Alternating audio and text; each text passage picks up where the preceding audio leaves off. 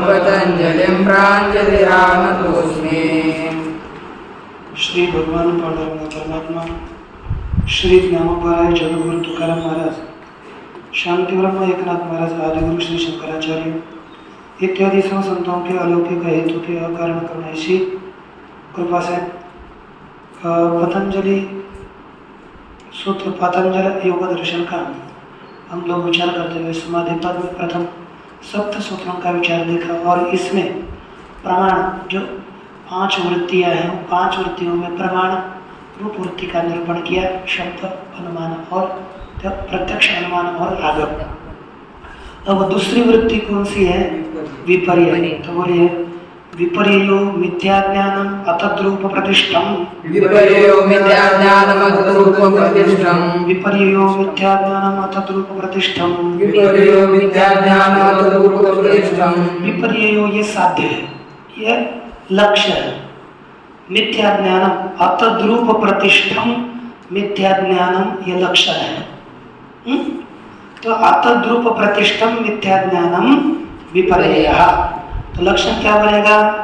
अतद्रूप प्रतिष्ठत्वे सति मिथ्याज्ञानत्वं विपर्ययस्य लक्षणम बनेगा ना। तद्रूप प्रतिष्ठा और अतद्रूप प्रतिष्ठा, जो जैसे रूप में है उस रूप में प्रतिष्ठित और तद्रूप प्रतिष्ठित है। जैसे शुक्ति का शुक्तित्व रूप से ज्ञान, यह तद्रूप प्रतिष्ठित ज्ञान है। क्या है? तद्रूप प्रतिष्ठित ज्ञान है। और शुक्ति में रजतत्व का ज्ञान होना, रजतत्व में रजतत्व का ज्ञान तद्रूप प्रतिष्ठित, और रजत शुक्ति में रजतत्व का ज्ञान और तद्रूप में जो वास्तविक रूप में प्रतिष्ठित नहीं है, ऐसा मिथ्या ज्ञान ही विपर्य है। यह सरल अर्थ। हिंदी में लिखा होना आपका कुछ अर्थ इसका?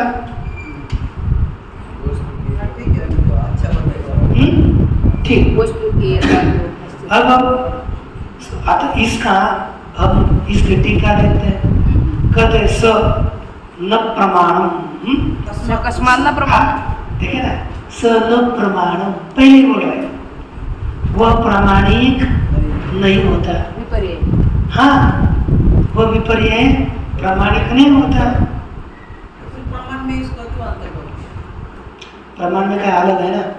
प्रमाण विपर्य होगा पहले 3 प्रमाण है ना। सकस्मात न प्रमाण, कहते वो मिथ्या ज्ञान प्रमाण क्यों नहीं है? जैसे प्रत्यक्ष प्रमाण हो गया, अनुमान प्रमाण हो गया, शब्द प्रमाण हो गया, वैसे प्रत्यक्ष ज्ञान प्रमाण क्यों नहीं है? कस्मात न प्रमाण, इसको अलग क्यों विपर्य को अलग रखा? प्रमाण में क्यों नहीं डाला? यतः प्रमाणे न बाध्यते, क्योंकि प्रमाण से बाधित होता है। प्रमाण से बाधित होता है, बाध्यते अर्थात बात किया जाता है। प्रमाण से बाध किया जाता है, इसलिए ये प्रमाण नहीं। जो बाधित होगा वो क्या प्रमाण होगा? समझ में आया आप लोगों को? पहले कल आपसे पूछूंगा, ज्ञानेश्वर, भूतार्थ विषयत्वात् प्रमाणस्य क्या विषय नियम है पता है ना? प्रमाणस्य भूतार्थ विषयत्वात् सरल है। प्रमाण यथार्थ विषयक होने से, भूतार्थ विषय अर्थात यथार्थ विषय। कभी भी प्रमाण यथार्थ विषय को बताता है, क्या यथार्थ को है? यथार्थ। प्रमाण यथार्थ विषय होने से, और ये तो बाधित अर्थ को बता रहा है विपर्य, इसलिए ये प्रमाण बाधित होता है ना, इसलिए प्रमाण नहीं है, क्योंकि प्रमाण यथार्थ विषय होता है। तत्र प्रमाणेन बाधनम अप्रमाणस्य दृष्टम। तत्र प्रमाणेन अप्रमाणस्य बाधं दृष्टं। वहाँ प्रमाण के द्वारा अप्रमाण का बाध देखा गया है कि नहीं? अप्रमाण के द्वारा ही प्रमाण का प्रमाण के द्वारा किसके द्वारा? प्रमाण के द्वारा अप्रमाण का बाध देखा गया। हो गया ना? तो प्रमाण कौन हो गया है? तीनों प्रत्यक्ष, अनुमान और शब्द। और उसके द्वारा किसका वाद होता है? विपर्य का वाद होता है। इसलिए वो क्या हो गया? अप्रमाण। ठीक ना? तद यथा, उसका स्पष्टीकरण तद यथा द्विचंद्र दर्शन सद विषय विषयेन एक चंद्र दर्शनेन बाध्यते। अब क्या बोलो? तद यथा यथा यथा जैसे सुनो तो सही। यथा सद विषयेन एक चंद्र दर्शनेन द्विचंद्रणम चंद्र दर्शनम बाध्यते। जैसे जैसे सद विषयक यथार्थ सुनत से यथार्थ विषयक सद माने यथार्थ विषयक एक चंद्र दर्शन के द्वारा द्विचंद्र दर्शन का बाध किया जाता है, इसलिए द्विचंद्र दर्शन अप्रामाणिक है। बरोबर कि नहीं? कि आपका बरोबर द्विचंद्र दर्शन इति सायं पंच पर्वा भवति अविद्या। वह यह अविद्या यही अज्ञान है, अर्थात जो जैसा नहीं वैसा दिखना अविद्या है। और वह अविद्या 5 पर्वों वाली है। 5 रूप वाली, उसमें 5 पर्व का अर्थ, पर्व अर्थात भाग। उसको कांडा होता है ना, कांडे पेरे, जैसे उस विभाग वाली 5 विभाग वाली, जैसे एक बांस होता है, बांस में एक का गांठ होते हैं ना, पर्व अलग अलग पर्व होते हैं, वैसे 5 विभाग वाली एक अविद्या है। कौन कौन से देखो? अविद्या अस्मिता राग द्वेषा विद्वेषा क्लेशः इति, यही अविद्या है। अविद्या अस्मिता राग द्वेष और अविद्वेष, इस 5 पर्वों वाली अविद्या है। ये तो बोलोगे 5 त्योहार वाली अविद्या है जिसको तो 5 विभाग वाली यह अविद्या है। पंचक्लेश वाली है। एते एव स्वसंज्ञा भी तमो मोह महामोह तामिश्र अंधतामिश्र इति। एते अर्थात अविद्या अस्मिता राग द्वेष विद्वेषा पंचक्लेशी। ये पंचक्लेशी स्वसंज्ञा भी अपने नामों के द्वारा कैसे है? तम।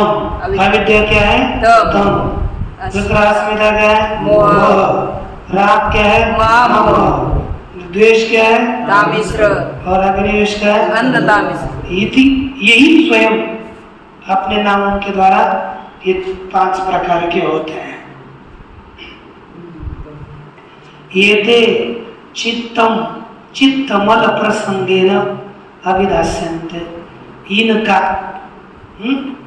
ये जो अविद्या राग द्वेष अभिनिवेश है ना, वे चित्त के मल के प्रसंग से बताए जाएंगे। अर्थात यहाँ नहीं कह पाएंगे, चित्त के मल का जब निरूपण करेंगे तब इसका वर्णन किया जाएगा। समझ में आया? बहुत ठीक है कि नहीं? ये सूत्र समझ। अब धीरे धीरे सीधा सीधा होता जाएगा। शब्द ज्ञानानुपाते वस्तु शून्यो विकल्प शब्द ज्ञानानुपाते वस्तु शून्यो विकल्प विकल्प किसे कहते हैं? शब्द ज्ञान का अनुसरण करने वाला वस्तु रहित ऐसा जो ज्ञान है वही विकल्प है। ये विकल्प हर्षद यंत्र में डालकर देखना कि एष वंद्या सुतो याति शशश्रृंग धनुर्धर। मुझे पहला याद आने रहा।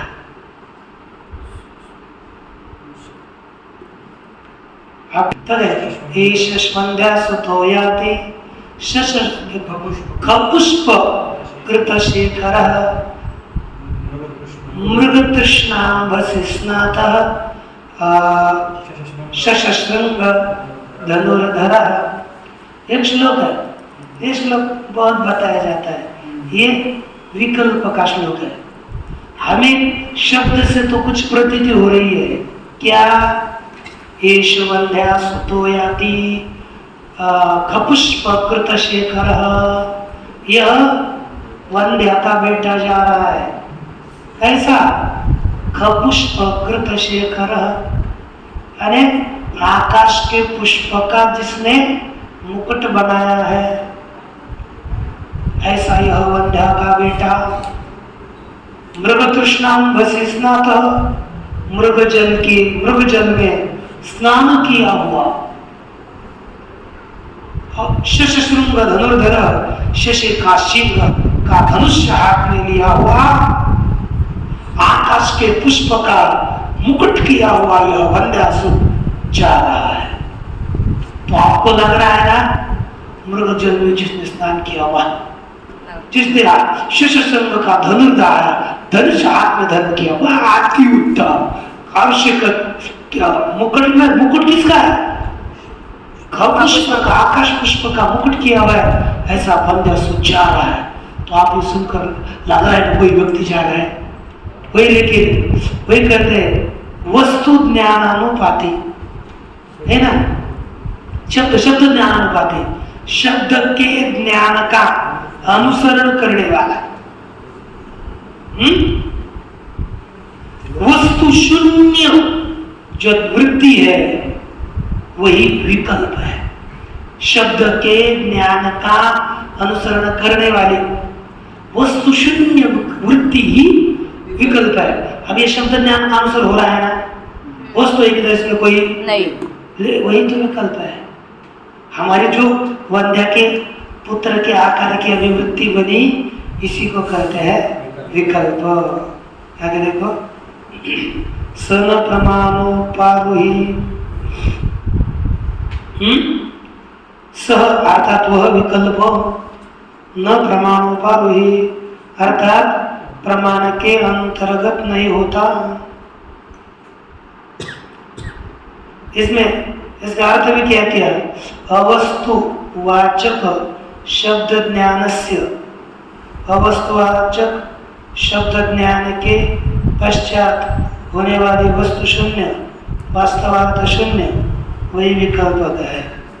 सन प्रमाणोपारोही, वो प्रमाण के उपारोही का अर्थ भास्वती ने किया प्रमाणांतर्भूत, वह प्रमाण के अंतर्भूत नहीं होता। कौन दिखेगा है आपके पास? अच्छा यही है, अच्छा उसके पास पूरी ठीक है, बस वही है, मेरे पढ़ा वही। हाँ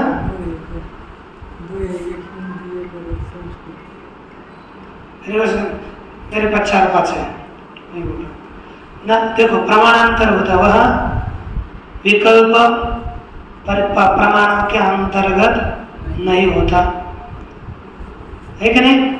और आपको फिर विपर्य के अंतर्गत कहते हैं न च विपर्ययापरोही, है ना। और विपर्य के विपर्ययोपारोही, विपर्य के अंतर्गत भी वह नहीं होता। क्यों? वस्तु शून्यत्वात्, है ना। वस्तु शून्यत्वेपि शब्द ज्ञान महात्म्य निबंधनो व्यवहार दृश्यते।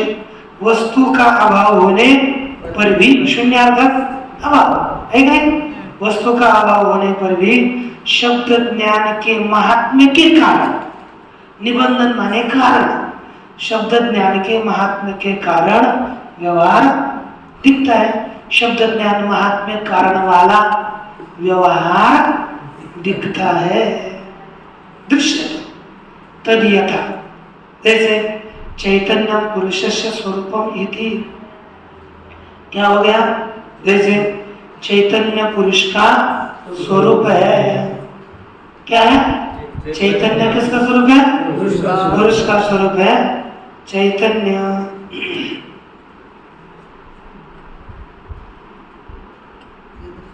यदा चित्रेयो पुरुष तदा किमत्र केन व्यपदिश्यते, है ना?